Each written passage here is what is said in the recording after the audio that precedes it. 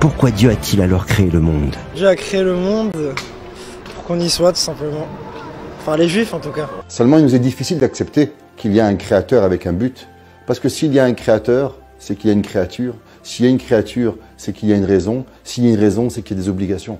On sait qu'il y a des animaux, il y a des plantes, il y a des pierres, et il y a aussi des humains. Mais il y a un cinquième élément qui s'appelle le Yehudi, que lui a reçu une âme particulière de Hakadosh Baruch Hu. Hachem a créé le monde. Hachem a créé l'existence sur terre. Hachem a créé les nations. Il a aussi créé un peuple, spécial, particulier, unique.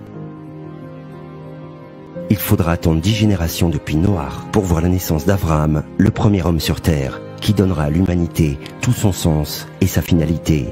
Bien qu'il soit nommé père de toutes les nations, il est le premier patriarche du peuple juif dont l'histoire commencera à naître avec lui. Ses descendants ne seront que la continuité de son héritage et de son message éternel jusqu'à atteindre son paroxysme avec le don de la Torah. Après la libération de dures années d'esclavage en Égypte, le peuple juif naît au mont Sinaï avec le don de la Torah.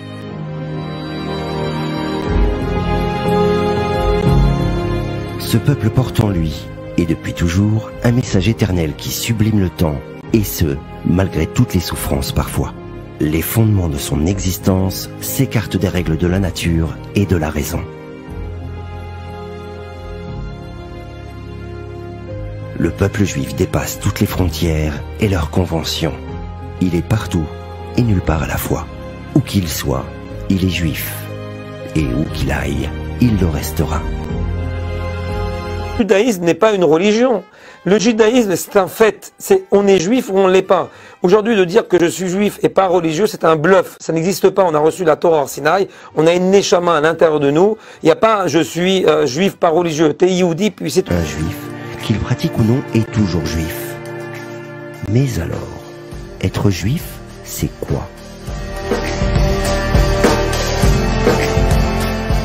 Un juif, c'est quelqu'un qui est né de mère juive. Voilà c'est quoi un juif. Un juif, c'est quelqu'un qui est né non juif et qui s'est converti au judaïsme en acceptant toutes les mitzvot. Ça aussi, c'est un juif. Voilà.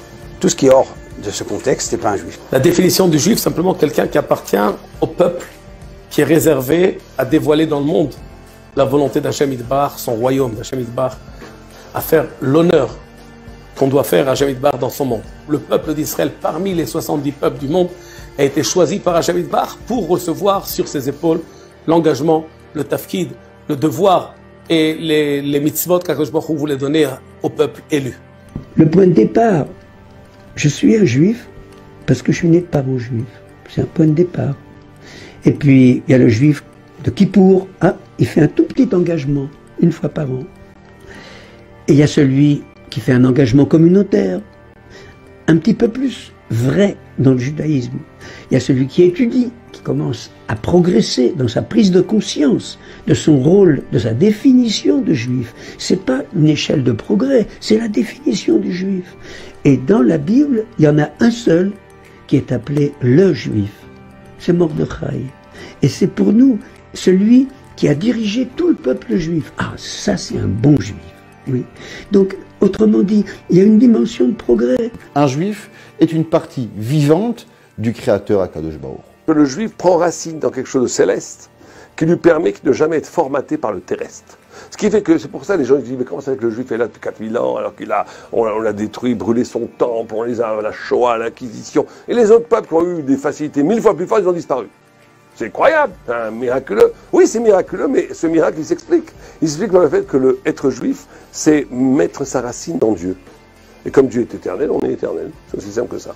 Parce que nous ne dépendons pas de l'histoire, de la contingence. On dépend d'un axe qui est au-delà de l'histoire, au-delà de la contingence, au-delà de l'être. Ce qui fait que chaque événement qui arrive, on peut le traduire, parce que comme Dieu il a tout créé, le bien et le mal, donc il y a en vérité une capacité de donner un sens thoraïque à toute chose, au mal comme au bien. Donc chaque événement qui arrive qui devrait te détruire te rend plus fort. Chaque événement qui vient détruire le peuple juif le rend plus fort. Être juif, c'est être lié divinement à son Créateur. C'est être l'élu de Dieu depuis plus de 3000 ans. Si le juif est un être d'exception parmi les hommes, sa mission sur terre est également particulière. Je me rappelle une anecdote.